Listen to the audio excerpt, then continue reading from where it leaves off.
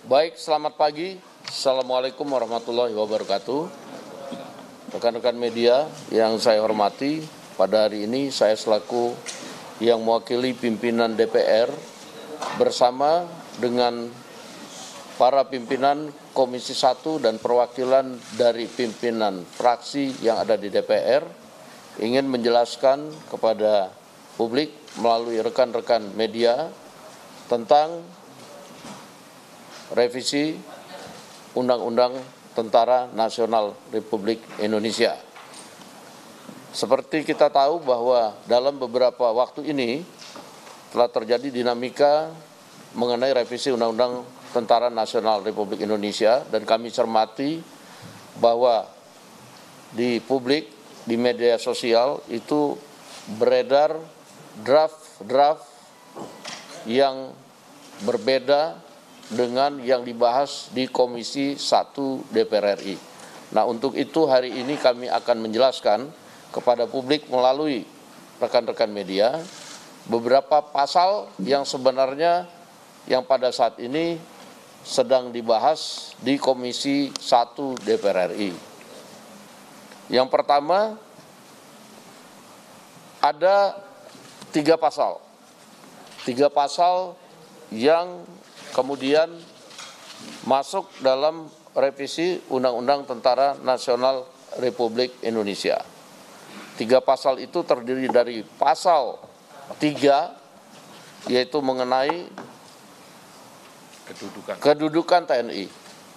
Jadi ini sifatnya internal, yaitu ayat 1 misalnya, dalam pengerahan dan penggunaan kekuatan militer, TNI berkedudukan di bawah Presiden. Itu tidak ada perubahan. Kemudian ayat 2-nya, kebijakan dan strategi pertahanan serta dukungan administrasi yang berkaitan dengan aspek perencanaan strategis TNI itu berada di dalam koordinasi Kementerian Pertahanan. Ini pasal dibuat supaya semua sinergis dan lebih rapi dalam administrasinya. Kemudian pasal 53 itu tentang usia pensiun yang mengacu pada undang-undang institusi lain. Ada kenaikan batas usia pensiun, yaitu bervariatif antara 55 tahun sampai dengan 62 tahun. Dan ini perinciannya kita akan bagikan kepada teman-teman media sebentar lagi. Kemudian pasal ketiga yaitu pasal 47, yaitu prajurit dapat menduduki jabatan pada kementerian atau lembaga. Jadi prajurit aktif dapat menduduki jabatan pada kementerian lembaga. Pada saat ini sebelum direvisi ada 10, kemudian ada penambahan karena di masing-masing institusi di undang-undangnya dicantumkan, sehingga kita masukkan ke dalam revisi Undang-Undang TNI seperti Kejaksaan Agung misalnya, karena ada di situ Jaksa Agung Pidana Militer yang di Undang-Undang Kejaksaan itu jabat oleh TNI, di sini kita masukkan. Kemudian untuk pengelola perbatasan, karena itu beririsan dengan tugas pokok dan fungsi. Dan ini bisa dilihat nanti pada draft yang akan kita bagikan ke kawan-kawan media. Kemudian selain itu pada pasal 47 ayat 2, selain menduduki jabatan pada kementerian atau lembaga sebagai pada mana dimaksud pada ayat 1 yang tadi saya sudah terangkan, prajurit dapat menduduki jabatan sipil lainnya setelah mengundurkan diri atau pensiun dari dinas aktif keprajuritan.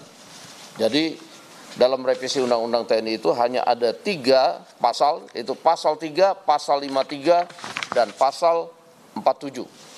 Jadi nggak ada pasal-pasal lain yang kemudian di draft yang beredar di media sosial itu saya lihat banyak sekali. Dan kemudian kalaupun ada pasal-pasal yang sama yang kita sampaikan itu juga isinya sangat jauh berbeda. Demikian rekan-rekan media sekalian, sebentar nanti kita akan bagikan draft yang pada saat ini sedang direvisi di Komisi 1. Demikian dari saya. Mungkin ada tambahan Pak Utut selaku pimpinan Komisi 1. Silakan. Terima kasih Pak Dasko, Wakil Ketua DPR RI yang selalu ada di setiap harinya di DPR. Ibu Bapak, yang perlu saya sampaikan bahwa dari konsep hukum acara dan mekanisme semua sudah terpenuhi. Perihal pasalnya tadi sudah disampaikan. Perihal lapangan lainnya, habis ini tentu ada tim tim perumus dan tim sinkronisasi melapor kepada kami melapor kepada komisi. Setelah itu Slaker. Hanya itu yang bisa saya sampaikan. Sekali lagi, ketika hukum acara dan mekanisme semua sudah terpenuhi, tentunya semuanya tidak ada yang bisa menjadi sesuatu yang saudara-saudara ragukan lagi. Terima kasih. Baik. Jika ada pertanyaan dari? Oke, Kompas TV.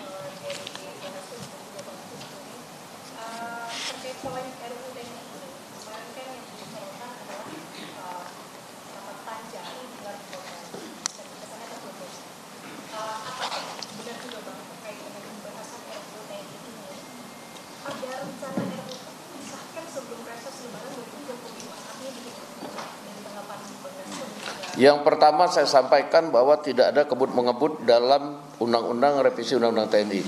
Seperti kita tahu bahwa revisi Undang-Undang TNI ini sudah berlangsung dari berapa lama ya? Berapa bulan lalu.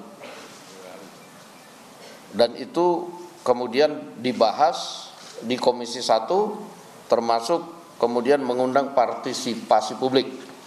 Yang kedua, bahwa tidak ada kemudian rapat terkesan diam-diam karena rapat yang dilakukan di hotel itu adalah rapat terbuka. Boleh dilihat di agenda rapatnya, itu rapat diadakan terbuka dan memang konsinyering dalam setiap pembahasan undang-undang itu memang ada aturannya di dalam peraturan pembuatan undang-undang dan tidak menyalahi mekanisme yang ada.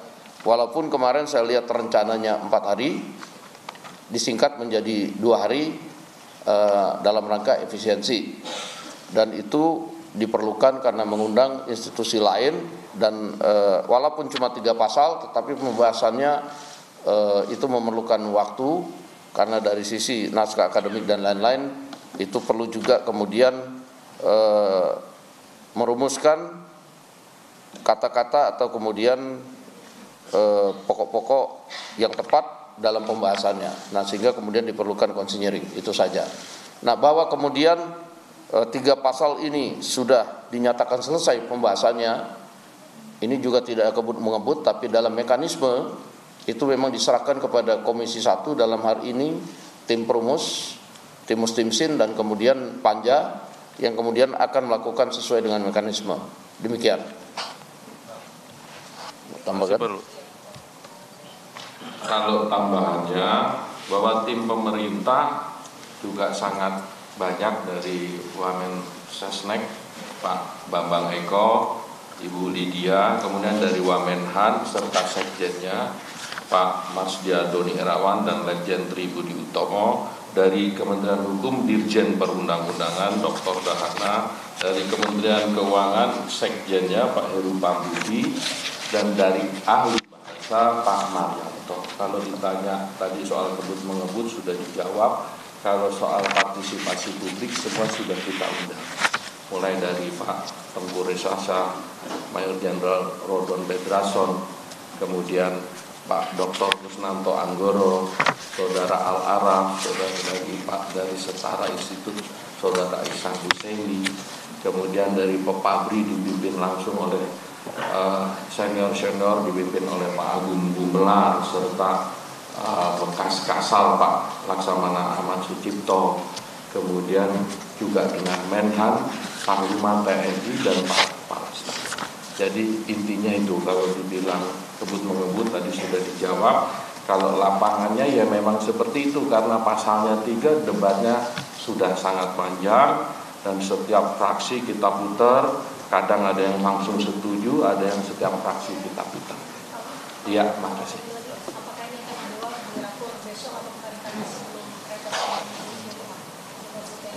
Pertanyaan ke saya apa ke Pak Dasko? Ya, bahwa pertanyaan itu saya pikir itu adalah kewenangan di DPR sesuai dengan mekanisme yang ada. Apabila sudah selesai mungkin bisa dibawa, apabila kemudian tim muslimnya belum selesai ya mungkin belum bisa dibawa, itu saja.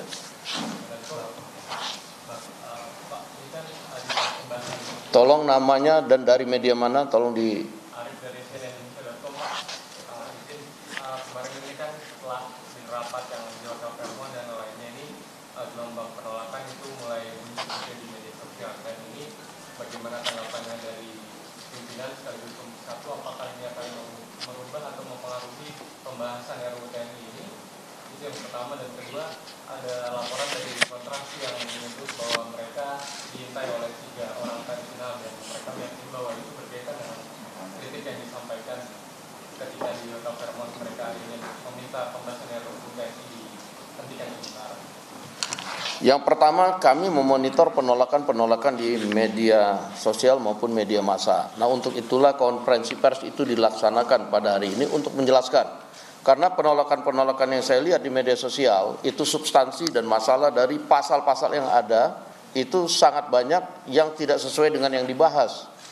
Nah, hari ini kami menjelaskan bahwa hanya 3 pasal dan pasal-pasal ini kalau dilihat hanya untuk penguatan internal ke dalam dan lebih kemudian memasukkan yang sudah ada ke dalam undang-undang supaya tidak ada pelanggaran undang-undang, justru itu.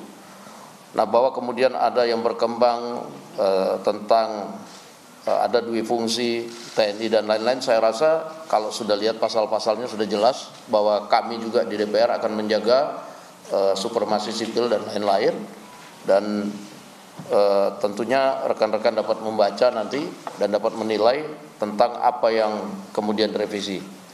Kemudian tadi tentang pertanyaan mengenai dari teman-teman di Kontras, ya saya belum bisa komentar karena kita juga tidak tahu apakah itu kemudian dari mana, dan kalau memang merasa terganggu ya laporkan saja kepada pihak yang penegak hukum, begitu. Terima kasih. Ada. Saya rasa sudah cukup. Kalau soal substansi kan sudah dari awal kita jelaskan. Kalau yang insiden kemarin kita juga nggak tahu siapa orangnya. Yang jelas kita semua mengundang, semua sudah. Kalau semua dalam posisi ini menolak, ini mendukung, itu tidak dalam posisi kami sebagai pembuat undang-undang. Tetapi masukannya sangat kita perhatikan.